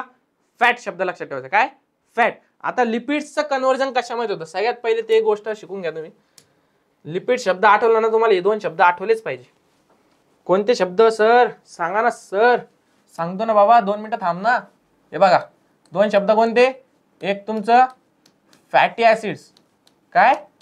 एक तुमचं कोणतं? Fatty acids. आणि दुसरं तुमचं कोणतं आहे? दुसरा कोणता शब्द आठवला पाहिजे तुम्हाला? अल्कोहोल. हा सर, हा शब्द पहिले आठवत, दुसरा नाही आठवणार, पण हा शब्द पहिले आठवत. बघा, लिपिड्सचा दोन शब्द कोण आठवले पाहिजे? फॅटी ऍसिड्स आणि अल्कोहोल. सगळ्यात पहिले, the substances form by specific chemical bond between fatty acids and alcohol are called as lipids. लिपिड्सची डेफिनेशन लक्षात ठेवली का? लगेच लक्षात ठेवायची. त्याच्यामध्ये काहीच नाही. कशापासून बनलेला आहे? जो सबस्टन्स केमिकल बॉन्डनी, कोणाच्या? फॅटी ऍसिड्स आणि अल्कोहोलच्या. अल्कोहोल म्हणजे काय? असा असतो अल्कोहोल. नाही तर तुम्ही म्हणशाल, नाही तर तुम्ही एक्झाम मध्ये असली 100 का, ती अशी बाटली असते ना, बरोबर नाही? अशी बाटली कोणीच काढायची नाही. असा OH म्हणजे असतो अल्कोहोल. आलं का लक्षात? नाही तर चांगले मार्क भेटून देईन तुम्हाला. Digestion of lipids consume by us is nothing but their conversion into काय? फॅटी ऍसिड्स अँड अल्कोहोल मध्ये. काय शब्द वापरले त्या पुस्तकामध्ये? म्हणजे बघा ना, लिपिड्स बनतं कशापासून? फॅटी ऍसिड्स आणि अल्कोहोल पासून. आणि आपल्या बॉडीमध्ये डायजेस्ट झाल्यानंतर काय होतं? लिपिड्सचं कन्व्हर्जन फॅटी ऍसिड्स आणि अल्कोहोल मध्ये. बघा, या 2 पॉईंट बनले तुमचे इथे एक्झामच्या पॉईंट ऑफ व्ह्यूनी, जर आन्सर लिहायचं असलं तर. आणि 2 पॉईंट तुमचे फक्त याच वाक्याला, ते नाही का अक्षय कुमारचं मी असं असं असं पसरवतं बघा, ते बरोबर नाही, तशा टाईप मध्ये. म्हणजे या वाक्यालाच उलट करायचं, डायजेशन ऑफ लिपिड्स. आणि या वाक्याला जर सरळ गेलं ते काय? लिपिड्सची तुमची definition. Fatty acids are absorb up and distributed everywhere within the body. Fatty acids काय सांगितले? ऍब्सॉर्ब होतात, डिस्ट्रीब्यूट होतात everywhere within the body. आता फॅटी ऍसिड्स म्हणजे फक्त तुम्ही फॅट शब्द लक्षात ठेवलेला, बरोबर नाही? फॅट म्हणजे फक्त तुम्ही ते नका लक्षात ठेवू, सर मी जाड झालो, असं झालो, तसं झालो, म्हणजे हे झालं का? हेच कारण आहे त्याचं. पण फॅटी ऍसिड्स दुसऱ्या गोष्टीसाठी सुद्धा आपल्याला इम्पॉर्टंट आहे. दुसऱ्या गोष्टीसाठी सुद्धा म्हणजे काय म्हणतोय मी? लक्षात ठेवा, की तुमच्या बॉडीमध्ये चालणाऱ्या ज्या ज्या क्रिया आहे, बरोबर नाही, ज्या ज्या ऍट अ टाइम तुम्हाला सांगितलं तुम्ही किती प्रोसेसेस चालू असतात तुमच्या बॉडीमध्ये, त्या सगळ्या प्रोसेसमध्ये सगळ्यात मेन असतात सेल. आणि सेल्समध्ये असतात, सेल्सला जी कव्हरिंग असते ती असते तुमची प्लाझ्मा मेम्ब्रेन. आणि प्लाझ्मा मेम्ब्रेनच्या स्ट्रक्चर बनण्यासाठी कोण आहे महत्वाचा सगळ्यात? लिपिड. कोण आहे? लिपिड. जो कशापासून बनलेला आहे? फॅटी ऍसिड्स पासून. आलं लक्षात? Different cells produce various substances necessary to them cells. म्हणजे तेच म्हणणे की आपल्या बॉडीमध्ये वेगवेगळ्या ज्या सेल्स आहेत त्यांची रिक्वायरमेंट असते लिपिडची, तर ती लिपिडची रिक्वायरमेंट कशातून भरून निघते? फॅटी ऍसिड्स पासून. मग ते वाईट आहे का आपल्यासाठी? नाही, चांगलं पण आहे, पण जास्त प्रमाणात पण नको. Okay. The molecules called as a phospholipid. बघा, म्हणलं होतं मी तुम्हाला, काय सांगितलंय? Phospholipid which are essential for producing plasma membrane are formed from fatty acids. हे बघा, आपली सेल आहे, ही सेल काय आहे? या सेल्सला काय आहे? प्लाझ्मा मेम्ब्रेन आहे. काय? Plasma membrane. आता तुम्हाला समजण्यासाठी अशी काढतो बघा मी प्लाझ्मा मेम्ब्रेन. ही काय? त्याची प्लाझ्मा मेम्ब्रेन. ओके, आलं लक्षात? आता जर याला तुम्ही झूम केलं ना, काय म्हणलं मी? याला जर तुम्ही झूम केलं तर याच्यामध्ये कशा सेल्स असतात माहिती का, ह्या अशा, ज्याचं हेड असतं आणि टेल असतं, अलग लक्षात, ह्या अशा ऍक्च्युअल मध्ये सेल असतात. आणि हा जो पार्ट असतो ना, हा पार्ट हा म्हणजे तुमचा लिपिड पार्ट आहे. कशापासून बनलेला आहे? लिपिड पासून, अलग लक्षात. मग मध्ये तुमचे प्रोटीन सुद्धा असतात इंटिग्रेटेड, बरोबर नाही? असं अरे भरपूर शिकायचं आहे तुम्हाला, पण तुम्ही जेव्हा हायर क्लासला जाता ना तेव्हा हे शिकायचंय. सध्या फक्त लक्षात ठेवा फॉस्फोलिपिड म्हणजे जे की आपल्या प्लाझ्मा मेम्ब्रेन मध्ये असतं, बरोबर नाही? ते बनवण्यासाठी काय लागतं आपल्याला? फॅटी ऍसिड्स लागतात. Beside fatty acids are use for producing hormones. याच्याशिवाय कशाला कशाला लागतात? हार्मोन्स प्रोड्यूस करण्यासाठी. काय? Hormones like progesterone, estrogen, testosterone आणि अल्डोस्टेरॉन. हे कोणते हार्मोन्स आहे तुमचे? Sex hormone. यातलं जे अल्डोस्टेरॉन आहे ते कोणतं आहे तुमचं? सांगा पटकन. कोण सिक्रेट करतं? तुमची किडनीवर बसलेला टोप्या. टोप्या भाई सिक्रेट करतो. टोप्या म्हणजे कोण? थांबा तुम्हाला डायग्राम काढून दाखवतो. आधी हे काढू दे. हे बघा, ही किडनी तुमची, बरोबर आहे? ही किडनी आहे. या किडनीच्या वर अशी टोपी असते बघा, बरोबर नाही? ऍड्रेनल ग्लँड म्हणतो आपण त्याला. त्याचे आउटर भाग म्हणजे ऍड्रेनल कॉर्टेक्स आणि मिडल भाग म्हणजे ऍड्रेनल मेडुला. ते पण 11th शिकायचंय. ते हार्मोन सिक्रेट कोण करतं? अल्डोस्टेरॉन. आणि बाकीचे प्रोजेस्टेरॉन, इस्ट्रोजन, टेस्टोस्टेरॉन हे हार्मोन म्हणजे तुमचे सेक्स हार्मोन्स आहे, की ज्याच्यावर तुमचा व्हॉइस जो ठरलेला असतो. तुम्हाला दाढी कधी येणार, तुम्हाला व्हॉइस म्हणजे जे जेनेटिक्स आहे तुमचं, तुम्हाला फिमेल बनवायचं का मेल बनवायचं, जे मेल कॅरेक्टर्स आहे त्याचं काम टेस्टोस्टेरॉन करतो, जे फिमेल कॅरेक्टर्स आहे ते इस्ट्रोजन करतो, बरं का? अलग लक्षात. असं आता वी गेट, आपल्याला महत्वाचं काय? 9 किलो कॅलरीज. किती? 9 kilo calories of energy per gram of lipids. काय सांगितलंय? प्रोटीन मध्ये किती होते? 4 किलो कॅलरीज. कार्बोहायड्रेट्स मध्ये किती होते ते कमेंट मध्ये लिहिणार आहे तुम्ही, बरोबर आहे की नाही? किंवा मग आधीचं लेक्चर जाऊन करणार आहे. आणि आपल्या याच्यामध्ये लिपिड्स मध्ये किती? सगळ्यात जास्त जर तुम्ही विचार केला तर 9 किलो कॅलरीज म्हणजे आपल्याला लिपिड्स पासून मिळते एनर्जी. काय म्हणलं मी? सगळ्यात जास्त 9 किलो कॅलरीज एनर्जी कशापासून मिळते आपल्याला? लिपिड्स पासून. मग सर आपण लिपिड्स पासूनच का नाही बनवत एनर्जी, बरोबर नाही? मला एक सांगा, जर कार्बोहायड्रेट पासून एवढी एनर्जी कमी भेटते आपल्याला, तरी आपण डेली कार्बोहायड्रेट कंझ्युम करतोय, बरोबर नाही? जर विचार करा, डेली जर लिपिड कंझ्युम केलं आपण किंवा फॅट्स कंझ्युम केले तर आपलं आताच एवढे आपण नंतर कसे होऊन जाऊ? असे होऊन जाऊ. कारण ते एनर्जीचं युटिलायझेशन पण झालं पाहिजे ना. त्याच्यामुळे आपल्या बॉडीनं शिस्तीत काम केलेलं आहे की बाबा जेवढी रिक्वायरमेंट ज्याला आहे ना त्याच्यानुसार त्यानं बरोबर एनर्जी आपल्याला त्याच्यापासून बनवायला सांगितलेलं आहे. आलं लक्षात? फक्त लक्षात ठेवा, सगळ्यात जास्त सिक्वेन्स कोणाचा आहे? सगळ्यात जास्त लिपिडचा, आणि आपले प्रोटीन आणि कार्बोहायड्रेट आहे मागे त्याच्या. विटॅमिन्स. आता विटॅमिन्स काय असतात बाबा? कोणी त्याला व्हायटॅमिन्स पण म्हणतं, मी त्याला विटॅमिन्स म्हणतो. ओके, व्हायटॅमिन्स जर आपण असा शब्द केला व्हायटॅमिन्स, सगळ्यात मेन त्याचं व्हायटॅ म्हणजे काय? व्हायटल जर ज्याला आपण म्हणतो की जे अत्यंत गरजेचं आहे किंवा जे इम्पॉर्टंट आहे, व्हायटल आहे, बरोबर नाही? ते म्हणजे काय? विटॅमिन्स. आता विटॅमिन्सची डेफिनेशन लक्षात ठेवायची आहे. Vitamins are a group of heterogeneous compounds. काय सांगितलंय? Heterogeneous compounds. हेट्रोजिनियसचा अर्थ कळतो का तुम्हाला? हेट्रो शब्द कोणत्या पण याच्यामध्ये आला तर तो एक किंवा नाही, दोन किंवा दोनपेक्षा अधिक गोष्टीपासून बनलेला असला त्याला आपण काय म्हणतो? हेट्रोजिनियस. आलं लक्षात? हेट्रो म्हणतो त्याला. होमो असतं तर काय? सेम गोष्टीपासून बनलेला आहे. आणि हेट्रोजिनियस म्हणजे काय? वेगवेगळ्या गोष्टीपासून, कंपाऊंड्स, वेगवेगळ्या कंपाऊंड्स पासून. Of which each is essential for proper operation of various processes in the body. मग जेवढे पण विटॅमिन्स आहे ते प्रत्येक विटॅमिन्स आपल्या बॉडीच्या प्रॉपर ग्रोथसाठी, प्रॉपर प्रोसेसेस घडण्यासाठी काय आहे? इम्पॉर्टंट आहे. अलग लक्षात? तर सगळ्यात मेन आता कोणते कोणते विटॅमिन्स आहे? विटॅमिन्सचे नाव लक्षात ठेवायचे. एबीसीडी लिहायची आहे आणि ई लिहायचं आहे आणि त्याच्यानंतर डायरेक्ट के लिहायचं आहे. काय म्हणलं मी? एबीसीडी ई, FGH आहे नाही लिहायचं, डायरेक्ट के लिहायचं. एबीसीडी ई के, एबीसीडी ई के. आता कसं असतं, हे जे विटॅमिन्स असतात ना, तुम्हाला माहिती, आता तुम्हाला जर आहे ना काय म्हणता येईल त्याला, आपण लिंबू शरबत बनवतो. लिंबू शरबत मध्ये आपण लिंबू पिळतो, थोडंसं मीठ टाकतो चवीला आणि थोडंसं साखर टाकतो, बरोबर नाही? साखर जास्त टाकतो आपण. आता ते बनवताना ना आपण त्याला असं हलवतो, बरोबर नाही? स्टर करतो. आता ते हलवल्यानंतर ते काय होतं? ते डिझॉल्व्ह होऊन जाते त्याच्यामध्ये, बरोबर नाही? आणि त्याची एक टेस्ट येते आपल्याला. तशा प्रकारचे आता हे विटॅमिन्स आपल्याला माहिती, कोणत्याही गोष्टीला एखाद्या आपल्या बॉडीमध्ये जर ट्रान्सफर करायचं असेल, म्हणजे त्या विटॅमिन्सला जर त्यांच्या मामाच्या गावाला जायचं असेल तर त्यांना लालपरी आहे का आपली? नाही. त्यांच्यासाठी लालपरी आहे, पण ती कोणती आहे? आरबीसीज आहे. कोण आहे? आरबीसीज आपल्या. आरबीसीज म्हणजे ब्लड आहे ऍक्च्युअल मध्ये. हा ठीक आहे, ब्लडच्या सेल्स कोणत्या? RBC cells. आता ते ब्लड मध्ये त्यांना डिझॉल्व्ह व्हावं लागेल आणि मग त्यांना पास होता येईल, बरोबर नाही? आता त्याच्यामध्ये दोन प्रकार पडतात. एक म्हणजे काय? फॅट सोल्युबल आणि दुसरं काय? Water soluble. ओके, आता फॅट सोल्युबल कोणते तुमचे? कसं लक्षात ठेवणार? फॅट सोल्युबल म्हणजे तुमचे कोणते? किडा. काय? किडा. किडा वळवळ करतो म्हणतो ना आपण, लय किडा वळवळ करू लागला, ते म्हणजे काय किडा. किडामध्ये कोणतं ADEK, हे बघा ADEK उलट यायचं ADEK, त्याचाच उलट ADEK कोण आहे, फॅट सोल्युबल. आलं लक्षात. काय टेक्निक आहे आपली लक्षात ठेवायची, किडा लक्षात ठेवायचा. आणि आता वॉटर सोल्युबल कोणते, वॉटर सोल्युबल हे बघा तुम्हाला ते, हे तुम्ही दोन गोष्टी थ्रू लक्षात ठेवू शकते. हे बघा एक फॉरेन चॅनल माहिती आहे तुम्हाला, जे हॉलिवूड सिरीज ते बघत असेल त्यांना माहिती असेल, HBO चॅनल असतं बघा. काय असतं, HBO नावाचं चॅनल असतं. तर HBOच्या ऐवजी तुम्ही काय लक्षात ठेवायचं आहे HBC. आता HBC मधलं काय आहे, HBC हे बी म्हणजे व्हिटॅमिन बी, सी म्हणजे व्हिटॅमिन सी, आणि H म्हणजे काय तुमचं, H म्हणजे तुमचं वॉटर. वॉटर कसं H2. अलग लक्षात. कसे लक्षात ठेवायचे, वॉटर सोल्युबल कोणते आणि फॅट सोल्युबल कोणते. फॅट सोल्युबल म्हणजे किडा ADEK, आणि आपले हे कोणते वॉटर सोल्युबल म्हणजे कोणते HBC. RBC वरून पण लक्षात ठेवू शकते तुम्ही, RBC च्या R च्या जागी HBC, आणि जे HBO चॅनल आहे त्या HBO च्या O च्या जागी C.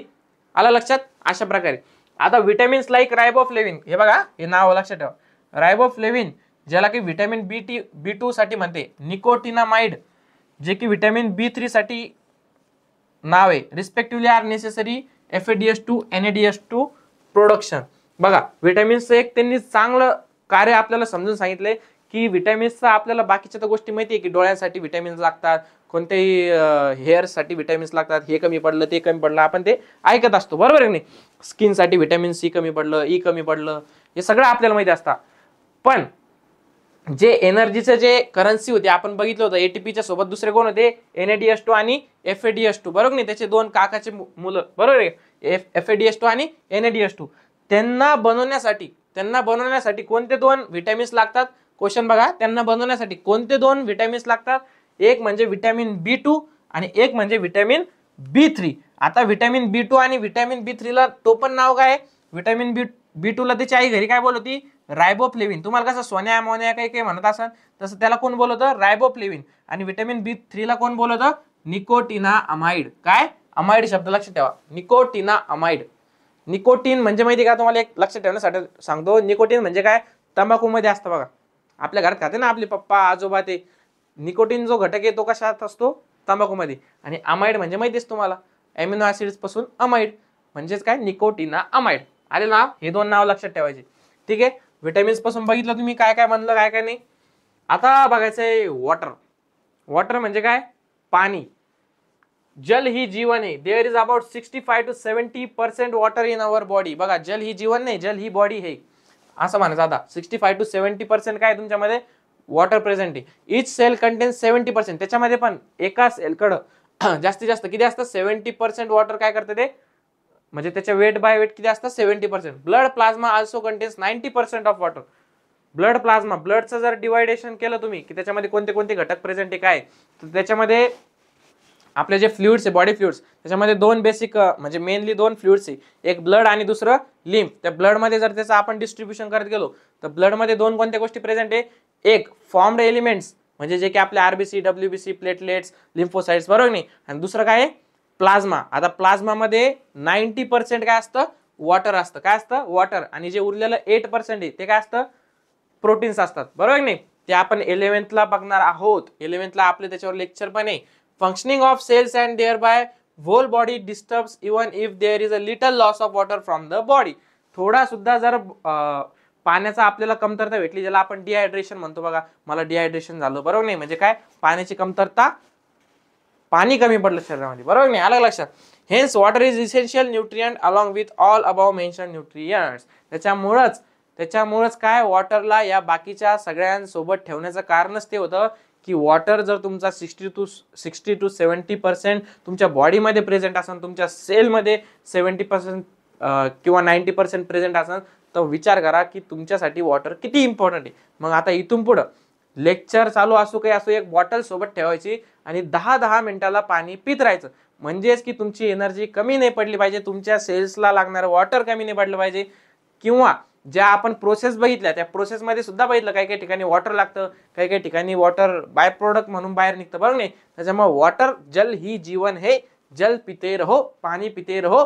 और आज का लेक्चर यही समाप्त होता है वाटर के साथ। कल के लेक्चर में हम देखेंगे दोस्तों, उद्याच्या लेक्चर मध्ये आपल्याला बघायचंय सगळ्यात मेन म्हणजे सेल्स बद्दल, सेल्सचं डिव्हिजन आपल्याला बघायचंय, मायटोसिस मिओसिस बघायचंय, बरं नाही थोडंसं उद्याचं लेक्चर इंटरेस्टिंग राहणार आहे, काहीतरी भारी मस्त मजा करू उद्याच्या लेक्चर मध्ये। आजचं लेक्चर आपण इथं संपवतोय, शेवटी वॉटर पर्यंत आलोय आपण। उद्याच्या लेक्चर मध्ये सेल्स डिव्हिजन चालू करणार आहे, तर कोणीही ऍब्सेंट राहायचं नाही, आपलं लेक्चर बघायचंय बरोबर नाही। आणि आधीचे लेक्चर जे नवे आहेत ना, त्यांनी आधीचे लेक्चर आपले कंप्लीट करून घ्या, म्हणजे तुम्ही सुद्धा आमच्या सोबत स्पीड मॅच होईल तुमची बरोबर नाही। आता एक्झामचा टाइम पिरियड कमी बाकी आहे, लवकर अभ्यासाला लागा, बाकीचा टाइमपास कमी करा। लेक्चर बघितल्यानंतर थोडंसं प्रॅक्टिस करायचा, क्वेश्चन प्रॅक्टिस। ओके, सगळ्यांना एक्झामसाठी all the best, bye, take care.